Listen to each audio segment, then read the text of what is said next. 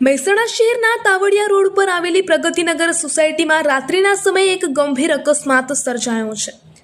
અહીં આશરે 30 વર્ષ જૂની સોસાયટીમાં આવેલા એક મકાનનો જર્જરિત સ્લેબ તૂટી પડ્યો હતો। ચોંકાવનારી વાત તો એ છે કે આ ઘટના કોઈપણ જાતના વરસાદ વિના જ ઘટી હતી, જેના કારણે સ્થાનિકોમાં પણ ભયનો માહોલ જોવા મળી રહ્યો છે। મહેસાણા એસઓજીએ ઊંઝા પોલીસ સ્ટેશન વિસ્તારમાં આવેલા દાસજ ગામની સીમમાં રેડ પાડી નકલી અને અખાદ્ય જીરું બનાવવાનું કૌભાંડ ઝડપી પાડ્યું છે।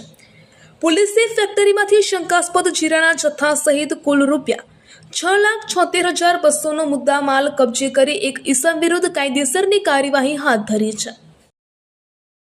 પાટણના એક 64 વર્ષીય આથેડવેના વેપારીને મહેસાણા બોલાવી બંધ રૂમમાં બંધક બનાવીને હની ટ્રેપમાં ફસાવાની તેમજ લાખો રૂપિયાની લૂંટ ચલાવવાની એક અત્યંત ચોંકાવનારી ઘટના સામે આવી છે। આ ચકચારી ઘટના મામલે ભોગ બનનાર વેપારીએ મહેસાણા શહેર એ ડિવિઝન પોલીસ મથકમાં 2 મહિલાઓ સહિત 5 શખ્સો વિરુદ્ધ વિધિવત ફરિયાદ નોંધાવી છે। પોલીસે આ ગુનાહિત ટોળકી વિરુદ્ધ ગુનો નોંધી તમામ આરોપીઓને ઝડપી પાડવા માટેના ચક્રો ગતિમાન કર્યા છે। મહેસાણા એલસીબી પોલીસ સ્ટાફે રથયાત્રા અનુસંધાને જિલ્લામાં મિલકત સંબંધિત ગુના બનતા અટકાવવા માટે હાથ ધરેલા પેટ્રોલિંગ દરમિયાન વડનગર ખેરાલુ હાઈવે પરથી મોટી માત્રામાં વનસ્પતિજન્ય માદક પદાર્થ પોસ્ટડોડાનો જથ્થો ઝડપી પાડવામાં સફળતા મેળવી છે। પોલીસે ફિલ્મી ઢબે પીછો કરીને એક ટાટા સફારી ગાડી સહિત રાજસ્થાનના એક ઈસમને દબોચી લીધો છે, જ્યારે અન્ય એક આરોપી અંધારાનો લાભ લઈને ખેતરોની છાડીઓમાંથી નાસી છૂટવામાં સફળ રહ્યો હતો।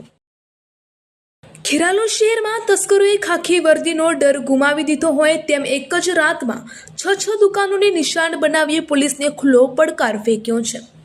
શુક્રવારની મોડી રાત્રે ખેરાલુના સ્ટેશન રોડ પર આવેલા પંચમુખી હનુમાનજી મંદિરથી લઈને સધી માતાજીના મંદિર સુધીના વિસ્તારમાં તસ્કરોએ તરખાટ મચાવ્યો હતો।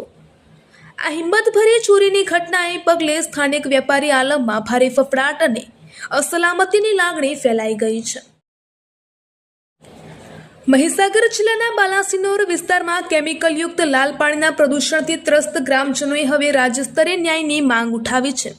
બાલાસિનોર અને આસપાસના 4 તાલુકાના 50થી વધુ લોકો સોમવારે ગાંધીનગર સ્થિત ગુજરાત પ્રદૂષણ નિયંત્રણ બોર્ડ કચેરીએ પહોંચ્યા હતા અને Messrs Maurya environment project private લિમિટેડની TSDF સાઇટ તાત્કાલિક બંધ કરવાની રજૂઆત કરી હતી। અમદાવાદમાં વર્ષ 2015ના પાટીદાર અનામત આંદોલન દરમિયાન થયેલા પોલીસ ગોળીબારના મુદ્દે ફરી રાજકીય ચર્ચા શરૂ થઈ છે। આમ આદમી પાર્ટીના નેતા ગોપાલ ઇટાલિયાએ પાટીદાર આંદોલન દરમિયાન થયેલી કાર્યવાહી અને તાત્કાલિક પરિસ્થિતિને લઈને ગંભીર સવાલો ઉઠાવ્યા છે। તેમણે દાવો કર્યો છે કે પાટીદાર સમાજના યુવાનો પોતાની માંગણીઓને સરકાર સુધી પહોંચાડવા માટે શાંતિપૂર્ણ રીતે આંદોલન કરી રહ્યા હતા અને મહિનાઓ સુધી હિંસા કે ઉશ્કેરાટ વગર પોતાની વાત રજૂ કરી રહ્યા હતા। ગાંધીનગરના અડાલજ તારાપુર હાઈવે પર આજે 13 જુલાઈની વહેલી સવારે એક ચાલતી ટ્રકમાં અચાનક ભીષણ આગ ફાટી નીકળી હતી।